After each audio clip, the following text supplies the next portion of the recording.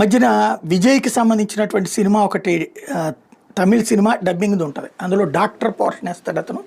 Double dual role.